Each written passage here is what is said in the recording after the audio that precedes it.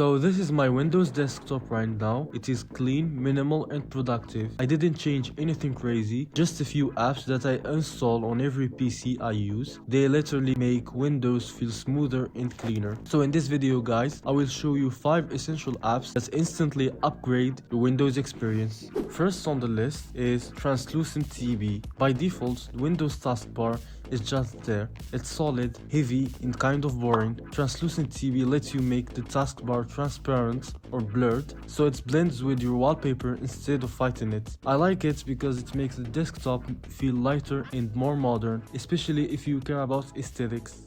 You can install it directly from the Microsoft Store, set it once and forget about it. The next app is Wallpaper Engine. This is the wallpaper app I personally use. It lets you use animated wallpapers that actually look high quality and don't feel distracting. I like it because you can keep things clean while adding motion to the desktop. There are thousands of wallpapers on the workshop.